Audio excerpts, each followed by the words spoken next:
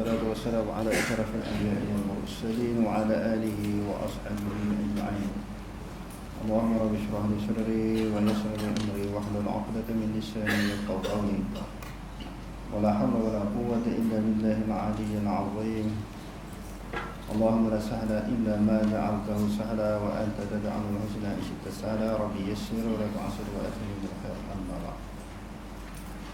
قال الإمام البخاري حدثنا آدم قال أخبرنا شعبة قال أخبرنا عمرو بن دينار قال سمعت جابر بن عبد الله رضي الله تعالى عنهما قال قال رسول الله صلى الله عليه وسلم وهو يخطب إذا جاء أحدكم والإمام يخطب أو قد خرج فليصلي ركعتين. Imam Bukhari dengan sanadnya daripada Jabir radhiyallahu anhuma, dia telah berkata, telah bersabda Rasulullah sallallahu alaihi wasallam, wa huwa yakhtub. Rasulullah bersabda itu hal keadaannya dia sedang berkhutbah. Waw di sini dibagi waw haliyah. Rasulullah bersabda itu ketika dia sedang membaca khutbah.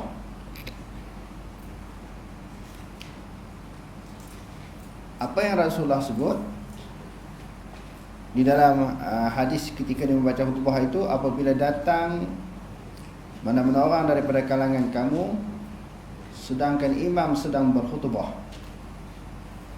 ataupun dia datang daripada rumahnya, imam keluar daripada rumah untuk pergi menunaikan sembahyang, maka kalau imam keluar daripada rumah belum sembahyang lagi lah, belum sembahyang lagi. Sama ada imam sedang berkhutbah ataupun imam keluar daripada rumah untuk pergi ke masjid membaca khutbah, hendaklah dia sembahyang sunat 2 rakaat.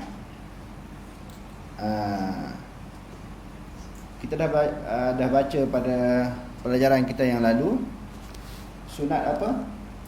Sunat tahiyatul masjid. Dia ada hadis yang lain, hadis yang diriwayatkan oleh Imam Bukhari, Imam Muslim, Imam Tirmizi, Nasa'i, Ibnu Majah dan sebagainya. Nabi sallallahu alaihi wasallam bersabda, "Idza dakhala ahadukumul masjida fala yajlis hatta yusalli rak'ataini."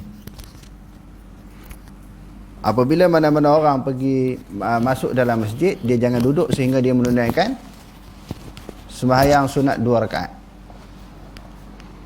Sebahagian daripada ulama kata wajib, yakni ahlu zahir. Ibn Hazm al-Andalusi, Daud az-Zahiri, sebab Rasulullah kata jangan dia duduk melainkan setelah dia menunaikan sembahyang sunat tahiyatul masjid 2 rakaat. Jadi sunat tahiyatul masjid ini adalah merupakan sunat yang sangat dituntut, walaupun di dalam waktu karahah. Waktu karahah yang dilarang selepas subuh sebelum masuk waktu duha, matahari tengah rambang sebelum masuk waktu zuhur, terbenamnya lepas asar sebelum terbenamnya matahari. Kalau dia sembahyang itu, sembahyang waktu karahah, waktu tegahan itu sembahyang yang bersebab. Kita dah sebut dalam pelajaran kita yang lepas. Contoh dia masuk ke dalam masjid selepas waktu asar ataupun selepas subuh, kan waktu dilarang sembahyang sunat. Dia masuk tu ada tujuan lain. Jam dia tertinggal ke dalam masjid, handphone dia tertinggal. Dia masuk tu dalam waktu karahah, waktu larangan.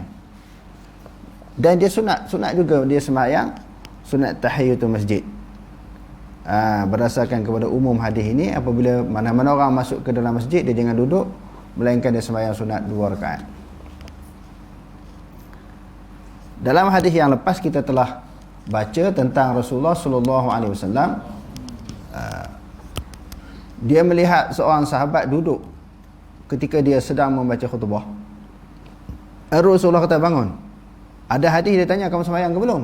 Dia kata belum lagi. Bangun sembahyang 2 rakaat. Jadi sembahyang 2 rakaat ini, kalau sekiranya imam sedang membaca khutbah, dia suruh ringkaskan. Maknanya baca yang penting-penting, yang wajib-wajib ya.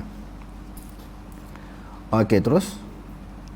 Qala Imam Bukhari haddatsana Abu Nu'aym qala haddatsana Shaybah qala sami'tu مجاهدا يقول أوتي ابن عمر رضي الله تعالى عنهما في منزله فقيل له هذا رسول الله صلى الله عليه صلى وسلم الله عليه وسلم قد دخل الكعبة قال فأقبلت فأجد رسول الله صلى الله عليه وسلم قد خرج وأجد بلالا عند الباب قائما فقلت يا بلال أصلى رسول الله صلى الله عليه وسلم في الكعبة قال نعم قلت فأين قال بين هاتين الأسوانتين.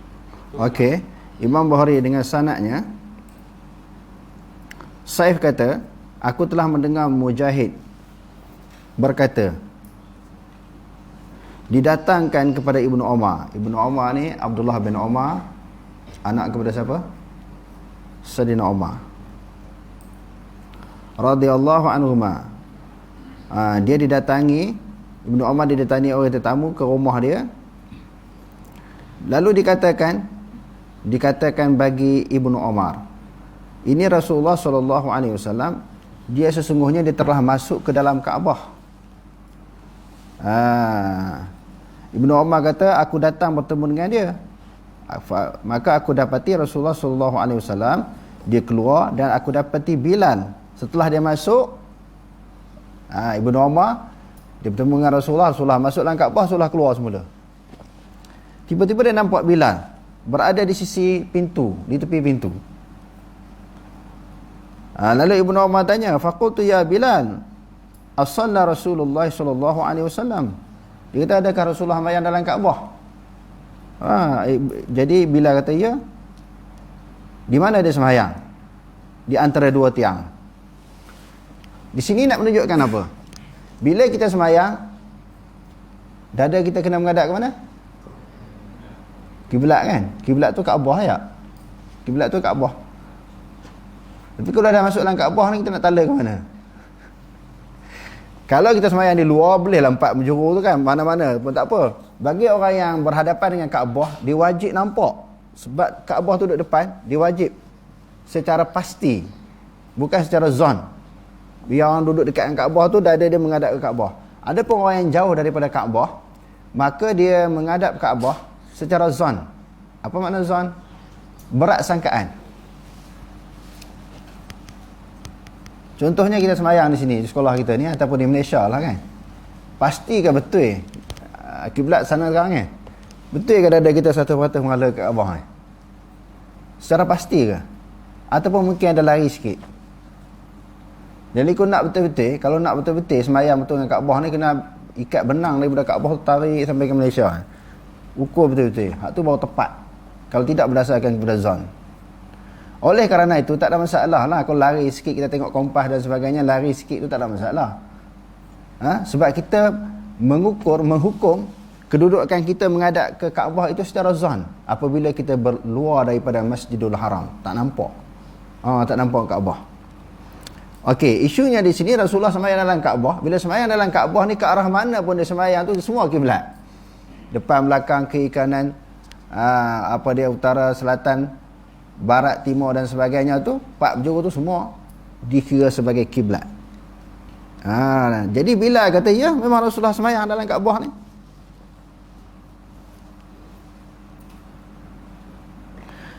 Kemudian dia sembahyang 2 rakaat di luar Kaabah pula. Di luar Kaabah. Jadi isunya di sini, di dalam boleh, di luar apatah lagi memang boleh kita sembahyang. Tapi syaratnya mesti menghadapkan dada ke kiblat. Kiblat itu adalah Kaabah. Okey, terus. Qala Abu Abdillah, qala Abu Hurairah radhiyallahu anhu, awsani an-nabiy barakati ad-duha. Faqala itbanu qada alayya Rasulullah sallallahu alaihi wasallam wa Abu Bakr wa Umar radhiyallahu ta'ala anhuma ba'dama imtadda an-naharu wa safafna wara'ahu faraka'a rak'atayn. Abu Abdillah berkata bahawa Abu Hurairah berkata, Nabi SAW memberi wasiat kepadaku berupa 2 rakaat solat duha. Dia ada dalam satu riwayat yang lain yang lebih panjang, ausani khalili bi thalathin, telah mewasiatkan oleh kekasihku kepadaku. Siapa dia kekasih Abu Hurairah? Adalah Nabi SAW dengan 3 perkara. Jadi Abu Hurairah kata Rasulullah wasiat kepadaku 3 perkara jangan tinggal. Yang pertamanya sunat duha. Yang keduanya apa dia? Isnin Khamis. Yang ketiganya witir sebelum tidur. Ini disebut di dalam riwayat yang lain. Jadi hadis-hadis yang berkaitan dengan sunat duha ini, dia ada beberapa hadis. Kita tengok dalam riwayat yang kedua, Itban bin Malik berkata, Rasulullah SAW dan Abu Bakar datang kepadaku setelah matahari terbit, dan kami berbaris di belakang Nabi SAW, kemudian melakukan solat duha 2 rakaat. Sekurang-kurang sunat duha ini 2 rakaat. Sebanyak-banyaknya berapa rakaat? 8 kan?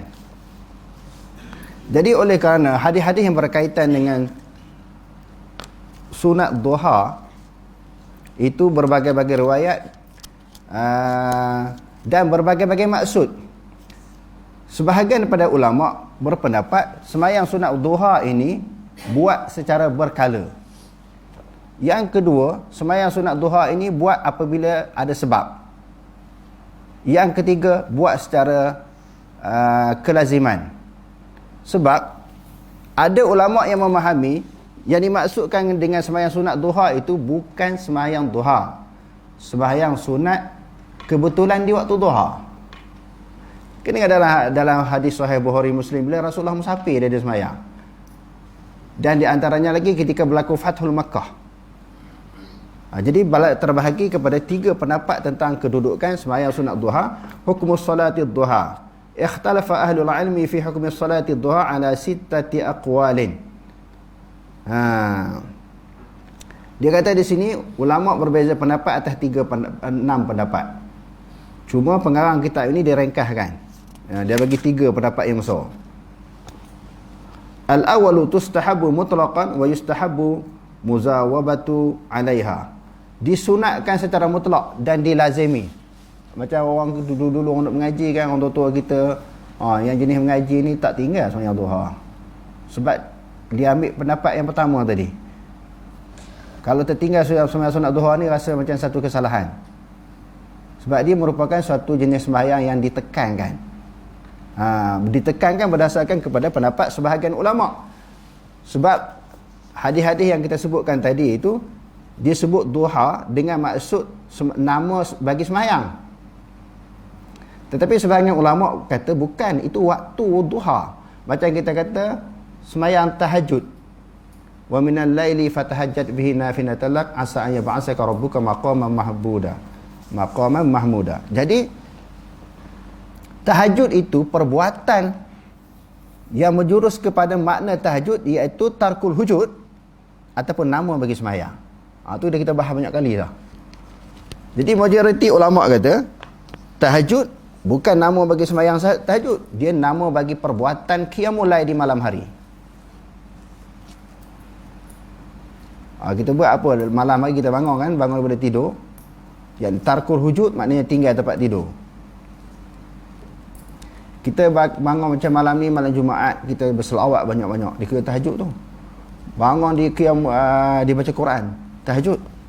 Ataupun dia sembahyang apa-apa jenis sembahyang, apa-apa ibadat yang dipersembahkan kepada Allah setelah bangun daripada tidur, itu dipanggil tahajud. Dia bukan nama bagi sembahyang. Jadi sebab tu kita baca dalam kitab-kitab tafsir berhubung dengan ayat yang saya bacakan tadi, dalam kitab syarah, kitab-kitab hadis, dalam kitab-kitab fiqh, majoriti ulama berpendapat sembahyang tahajud ini tidak ada. Dia hanya perbuatan kepada ibadah di malam hari. Banyaklah dalil-dalil yang telah kita bentangkan berkali-kali. Di antaranya bila orang tanya Aisyah, kaifa kana salatu Rasulillah sallallahu alaihi wasallam fi Ramadan? Bagaimana Rasulullah sembahyang malam di bulan Ramadan? Rasulullah kata fi Ramadan wala fi ghairihi yusalli arba'an summa yusalli arba'an. Rasulullah sembahyang 4 kan? Wala tas'alni an husnihinna wa tulihinna. Dia buat sembahyang 4. Lepas tu jangan kamu tanya panjang dan cantiknya dia sembahyang. Lepas tu ada 4 lagi. Dia tutup dengan 3 rakaat. Jadi sebelah. Kalau kita kata qiyamul lail itu 8 rakaat ditutup dengan witir 3, celah mana masuk tahajud tu? Waktu bila dia masuk tahajud tu? Sebab Aisyah membuat laporan, dia hanya 11 rakaat. Cuma ada juga ketika Rasulullah buat 13. Ada riwayat yang kata Rasulullah buat 11, ada riwayat yang Rasulullah buat 9. Jadi ulama buat ke 9, 13 pun pernah, 11 pun pernah, 9 pun pernah. Tapi tahajud tidak ada.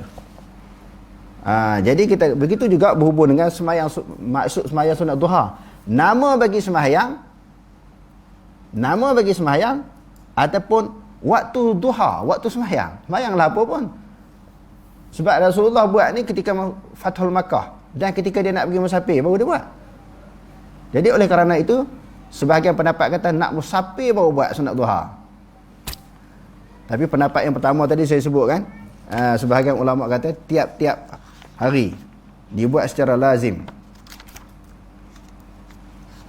Dibuat secara lazim. Maknanya hari-hari.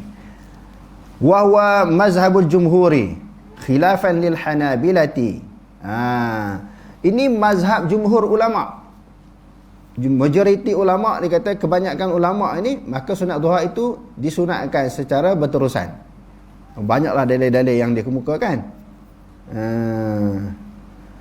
Di antaranya umumul hadisil al-mutaqaddimati fi fadlis salatid duha, khususan hadisu yusbihu ala kulli sulami min ahadikum sadaqatun. Itu di antara hadis-hadis yang diambil oleh golongan ulama yang kata sunat buat hari-hari. Dan yang kedua hadis Abi Hurairah qala awsani khalili bi thalathin siyamu thalathati ayamin min kulli syahrin. Bukan apa dia? Saya perbetulkan yang saya sebut tadi Isnin Khamis, bukan Isnin Khamis. Sebulan 3 hari. Sebulan 3 hari. Tadi saya sebut Senin Khamis kan? Tak. Sebulan 3 hari.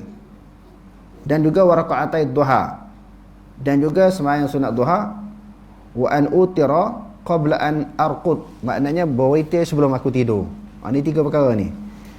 Okey, ini sebahagian daripada hadis-hadis yang dipegang oleh golongan pertama yang mengatakan sunat duha itu boleh dan perlu dituntut dibuat hari-hari. Wasaniyu yustahabu fi'luha taratan wa tarkuha ukhra. Pendapat yang kedua kadang-kadang buat, kadang-kadang tak buat, dia kata.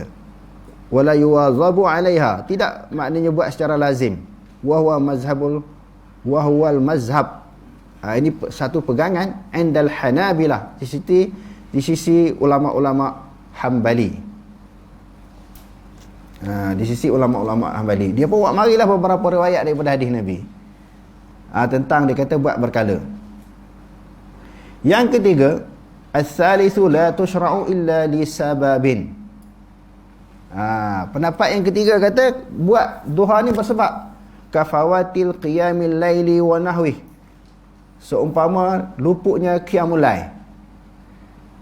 Bila qiyamul lail tertidur, dia terjaga daripada tidur, dah masuk waktu sembahyang subuh, maka dia tak buat qiyamul lail, maka dia buat waktu duha. Hak tu maksudnya. Dibuat kerana sebab. Wa hadha makhtarahu Ibnu Qayyim ba'da bastil aqwali fil mas'alah. Ini dipegang oleh Ibnu Qayyim setelah dia bahas panjang. Setelah dia bahas panjang, dia kata kalau bersebab baru buat. Kalau bersebab baru buat. Kalau tak ada sebab tadi di antara sebab apa dia? Tertinggal qiyamul lail. Lepas tu buat di waktu duha. Sebab kerana selepas sembahyang subuh tak boleh dimayang sembahyang sunat kan? Tak ada sembahyang sunat. Lepas tu buat waktu duha. Buat waktu duha tu kerana macam qada qiyamul lail, bukan sembahyang sunat duha. Ini Ibnu Qayyim bahas dengan panjang pegangan dia ini kenapa tidak dibuat selalu. Wa hatajal qailu nabihi bi anna nabiy sallallahu alaihi wasallam lam yaf'alha illa bisababin. Di antara hujahnya Nabi buat kerana bersebab. Nabi pergi musafir, berlaku Fathul Makkah, masa tu Nabi buat. Kata Ibnu Qayyim, wattafaqa wuqu'uha waqt ad-duha wa ta'addadat asbabu. Berlaku pula yang Nabi sembahyang tu kebetulan waktu duha. Macam dalam Sahih Bukhari kan, Rasulullah sembahyang ketika anak unta bangun daripada tidur kerana kepanasan. Masa tu Nabi sembahyang. Bila unta tidur, termasuklah anak unta ni, dia tak tahan panas. Kalau ibu dia, bapak dia tidur sampai tengah hari tak apa. Macam kamu cuti kan, tidur sampai tengah hari. Itu bapak unta. Kalau anak unta, dia bangun awal. Anak unta ni dia tak tahan panas. Jadi bila pancaran matahari di waktu duha, dia pun bingkah bangun. Nabi semayang waktu tu. Bila Nabi semayang waktu tu yang ada andaian ulama kata dia semayang sunat duha. Waktu duha. Ibn Qayyim kata tak, dia semayang waktu duha tapi bukan semayang sunat duha. Boleh jadi juga dia semayang musafir sebab dia nak pergi musafir, ataupun kadang-kadang dia balik daripada musafir. Di sini 3 pendapat ulama tentang semayang sunat duha. Jadi terpulanglah kita nak pegang yang mana satu. Jangan tak buat aja. Macam dekat Ramadan orang duk kelahi 20 ke 8. Apa dia terawih, tiba-tiba suruh buat apa, payah sangat orang duk kelahi kan. Jadi buatlah, sama ada nak buat berkala atau buat kerana sebab, iaitu ketika musafir ataupun terlepas daripada qiyamul lail, ataupun nak buat tiap-tiap hari. Tetapi jumhur ulama pegang tiap-tiap hari ada. Disunatkan sembahyang sunat duha. Tiap-tiap hari.